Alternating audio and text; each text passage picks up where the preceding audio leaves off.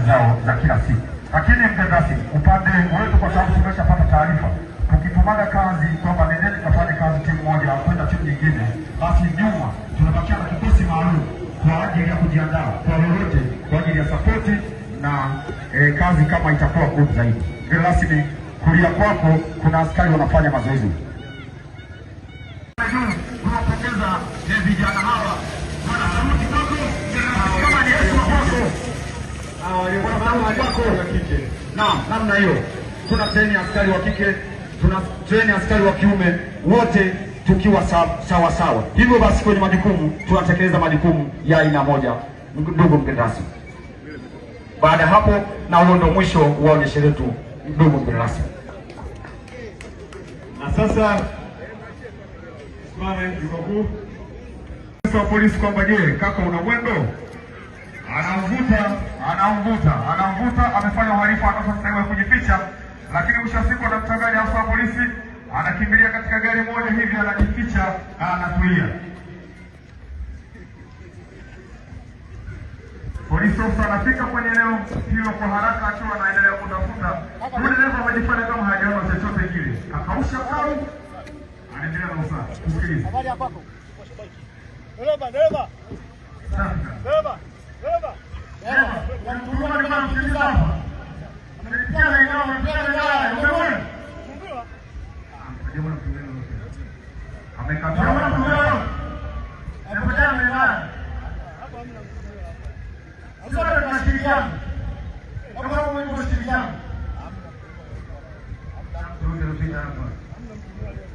Dereva amekataa, anasema aliona mtu yoyote, lakini sisi tunajua.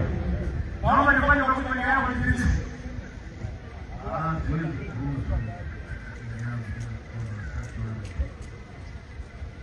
Lakini mmoja ni mwalimu. Ni mwalimu kwa kama watu. Mambo ndio ushirikiano. Sasa mtumio hapa hajafika. Basi haina shida.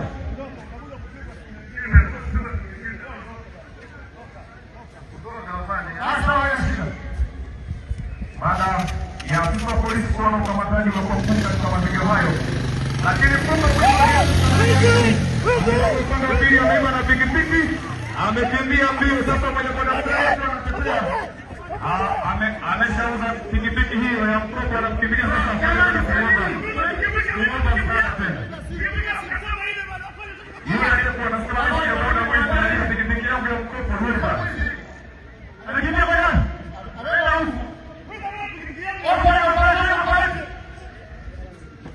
Afisa wa polisi unahitaji moyo sana, pamoja na kwamba alipewa wajibu wa mwanzo, lakini ni wajibu wake kwenda kutekeleza majukumu yake bila kusamahani.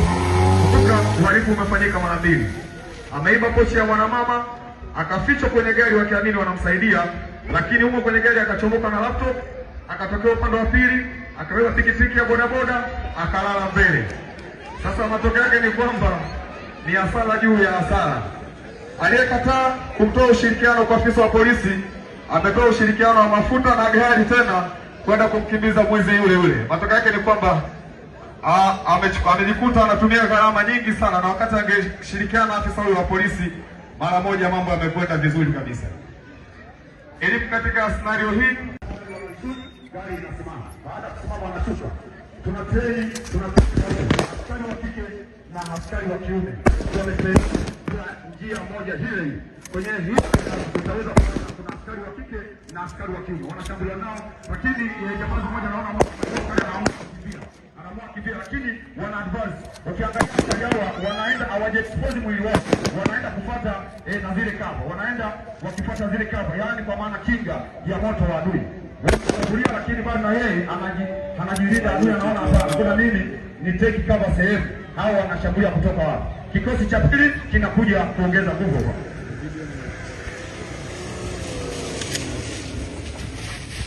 Kikosi cha pili kinakuja kuongeza msaada. Baada ya taarifa kwamba tayari wamezidiwa, wanaenda sasa kuongeza nguvu. Je, hilo shambulizi lina ukubwa gani? Kwa maana wamezidiwa, mkuu wao amewaita, amwambia bwana, naomba tusaidie. Wakati wanaendelea, angalia kwenye gari kuna kitu hicho kizungumza inaitwa vehicle assault. Kuna askari wawili wanabaki wanaita support kutoka nyuma kwenda mbele kwamba kwenye gari kama wote walikuwa wawili wanakuja kukagua ile gari, lakini pia tunafanya kazi in department team section mpaka kufika kwenye platoon. Wanasonga mbele askari wawili wakiwa in team. Tunafanya kazi tukiwa wawili sio mmoja. Wanafuata wale jamaa wameenda wapi au wahalifu wameelekea wapi. Gari linakaguliwa lote, inafungua milango kuangalia je kuna nini ndani. Lakini pia tunafanya kazi na ndani ya jeshi la polisi kuna kitengo cha medical team. Medical team inasonga mbele. Hao hapo wako spidi sana kwenda kuokoa maisha. Je, ya yule tumemjeruhi au tumemuua? Je, hamejeruhiwa? Kama amejeruhiwa basi ufanye haraka rescue. Lengo ni kumkamata na kumfikisha kwenye vyombo vya sheria. Baada hapo wanagundua mhalifu mmoja umemjeruhi vibaya sana, basi wanambeba kwa haraka. Tuna zana za kila aina ndani ya jeshi la polisi. Wanambeba kwenye machela, basi tunaenda kuwafikisha kwenye vyombo. Lakini mgeni rasmi, unaona hawa askari bado hawa wenzao walisonga mbele, lakini waliendelea kulinda mbele na nyuma, kulia na kushoto, kwamba kama kutatokea chochote labda alikuwa ni mtego, basi waweze kukabiliana nao. Anawaambia kwamba tuondoke, kazi imeisha, tunabidi kuondoka kwenye eneo la tukio kwa haraka sana. Mission imeisha, mission complete. Wanaondoka.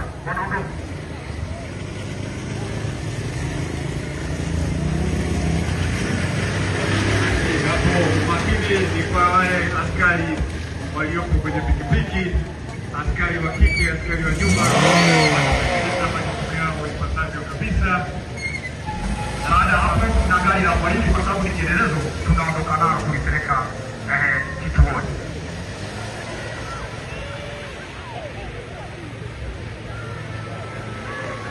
Namna hiyo askari ni mahiri sana kwa njia yoyote. Angalia mheshimiwa mgeni rasmi, hali ya hewa ni mbaya, lakini askari uhalifu bila kupata gharama yoyote.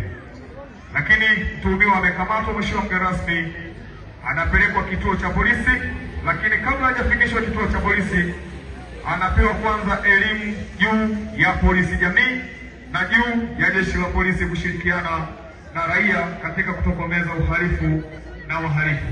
Ikumbuke uhalifu hapo katikati ya jamii, na kama jamii itashirikiana na askari katika utendaji wa kazi, basi mwisho wa siku tutatokomeza uhalifu.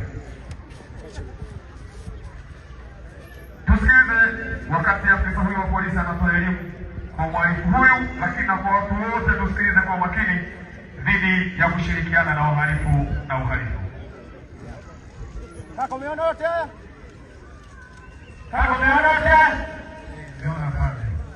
Kwa mdoeni kwa kuja, ngenipa ushirikiano, au yote asingeotokea. Ngoja pande ya kujifunza. Anapotokea askari polisi leo kwenye kazi yake, watakiwa mpe ushirikiano. Inatakiwa tukomeze wahalifu. Msifiche wahalifu. Tuelewane? Tunatakiwa tusifiche wahalifu ili tuweze kutokomeza uhalifu kwenye mitaa yetu pamoja na mkoa wetu wa Rukwa. Tuelewana? Tuelewana. Basi kuanzia sasa hivi hapa, naondoka leo tumekamata, tuelekea kituoni kwa ajili ya hatua zingine za kisheria. Sawa. Mheshimiwa mgeni rasmi amekamatwa, lakini kilichotokea kwa wale ambao wamemficha mhalifu ni kuomba tu msamaha, bwana samahani, tutarekebisha, mambo yatakuwa vizuri kwa baadaye, lakini tunaendelea kuikumbusha jamii kwamba tusishirikiane na wahalifu ili kutokomeza uhalifu. Ujumbe, polisi ni mlinzi wako.